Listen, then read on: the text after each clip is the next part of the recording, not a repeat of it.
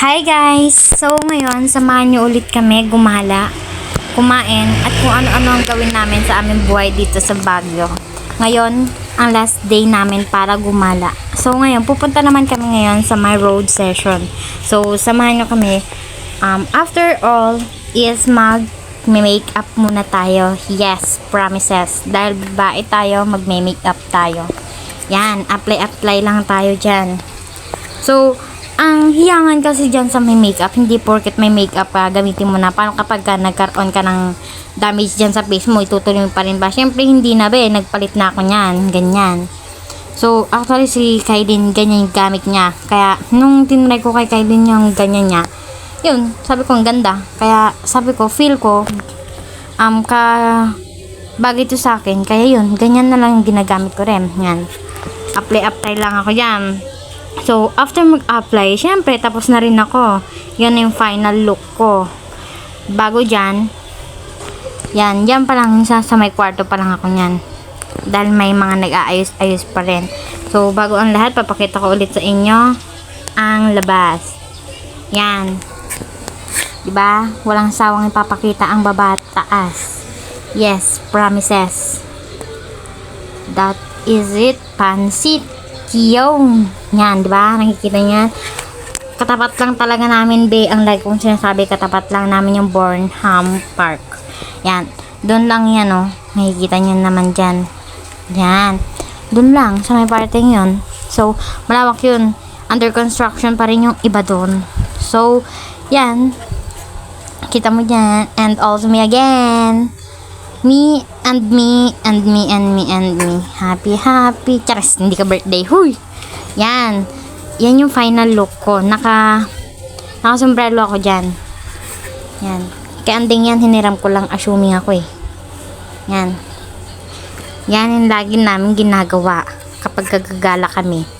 Maghanap ng taxi bay. Dahil walang ibang gagawa ng mangunguha ng taxi kundi kami lang din. Naman si Kuyang Guard. Kami na lang. Yan. Tagal namin naghihintay ng taxi dyan. So, because namin nakakuan, so nakasakay naman na din kami dyan. Kami nila Andeng. Kami dalawa lang kasi nga sa Ate Wendy, naalagaan niya si Mama at saka si Clark. Sinasakit din kasi silang dalawa kaya hindi sila nakasama. So, bali silang tatlo, hindi sila nakasama kasi nga sinasakit nga. Kaya nga nang sabi ko, sinasakit be. Kaya kami lang ang nakapagsaya niyan. Ako ulit.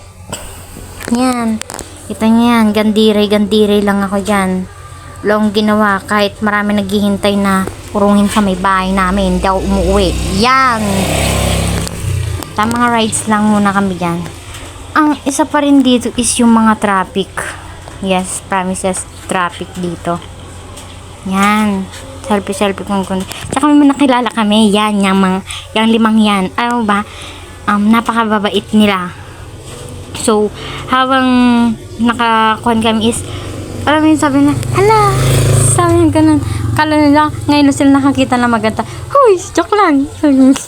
So, yan, binigay naman na Andeng yung IG niya para makipagkilala. And then, dito naman sa may Baguio, halos kadami be na mga Jollibee, McDo, KFC, Inasal, lahat be, halos minsan dikit-dikit pa, madamihan sila doon. So, yan, habang nakasakay kami sa may taxi, ang dami namin nakikita ni Andrea. Ang dami, excited na kami be. Excited na kami dyan. Ang kaso nga lang, sabi ng pulis, ay hindi daw na nila binubuksan. So yun, hindi na din kami gaano nakapagtagal dyan kasi nga walang gaano makikita dyan. Kasi nga kinlose nga daw to at may nagparade daw. So kami naman, naglakad na lang kami papunta sa may hotel namin. Yan, nagpunta kami sa may church. Kaso nga lang, madami din tao kaya hindi na din kami tumuloy sa taas. Yan. Nakipag-meet naman si Andrea ngayon sa kanyang kaibigan.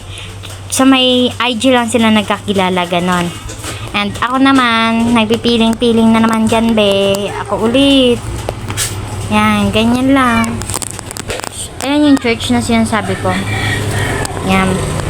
So, Yan, makikita nyo dyan. Tsaka pala, nakita ulit namin yung mga babae, yung mga bata. Yan. Ay, yung ansaya-saya nila, ganun.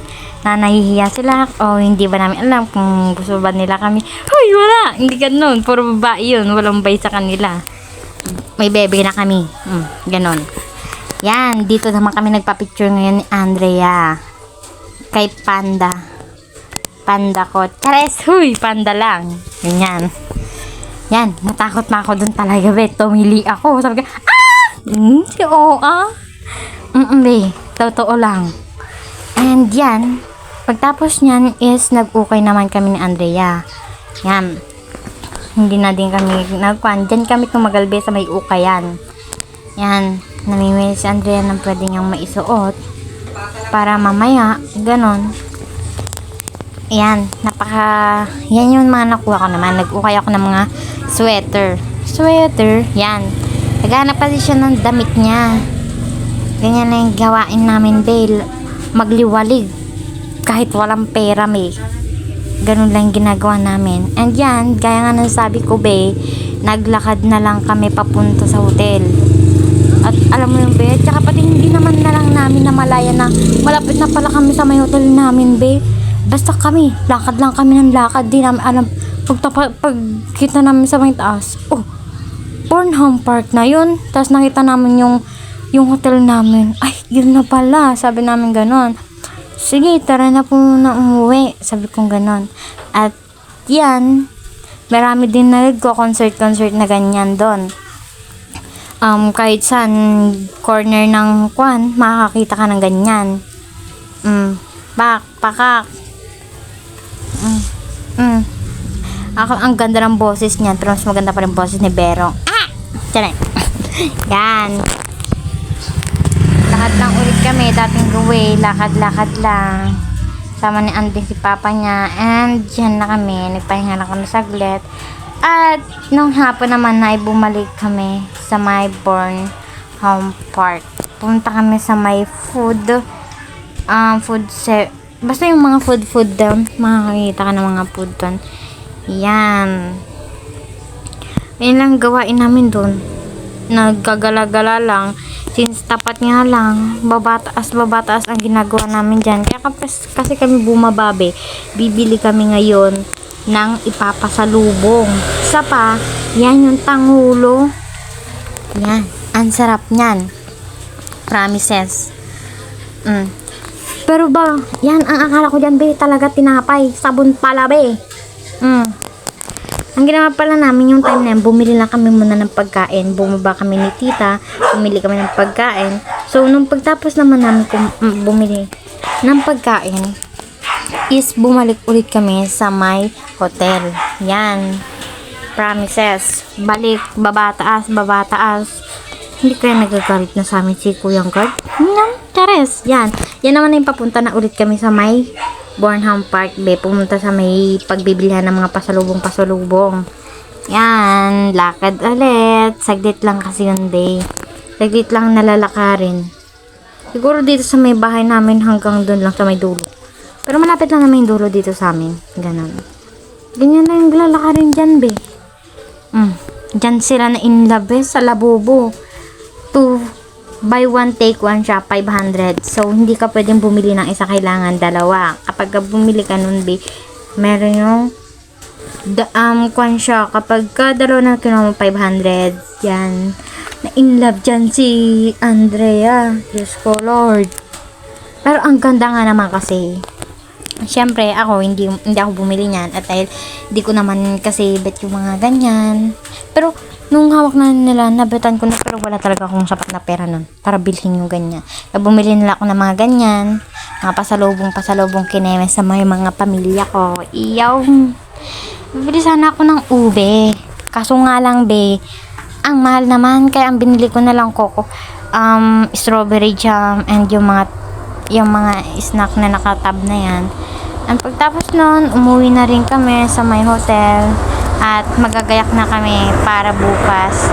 Uuwi na rin kasi kami kinabukasan, de. Kaya bumili na rin kami ng mga pasalubong namin. Na-miss ko tong place na to. At dahil dito, maraming nangyayari, be. Dito sa may Baguio. Kahit saglit lang kami, be, napakasaya. Kaya kung ako sa inyo, kung gusto mong lumamig yung ulo nyo para sa jowa nyong tupakin, pumunta kayo sa may Baguio, be. Mawawala yung sakit ng ulo nyo, be. Kaso dadagdag nga lang ako. Yes! Huy! Hindi. Yan na, be. Yes na yan. That's the final look. Pagod na yan. Bye-bye. Bye-bye, guys. Mamimiss ko itong place na ito, be. Yun yung ilaw na yun. SM yun. Ba, ang ganda niya kasi, be. Pangit lang kasi quality ng cellphone ko kaya hindi nyo gaano makita. Yan. Ang ginagawa na lang namin, video lang kami ng video dyan para memories, ganun. Yan. Kaya habang nandito kayo sa may Baguio, gumala kayo ng gumala para marami kayong memories. Yun lang. Bye-bye!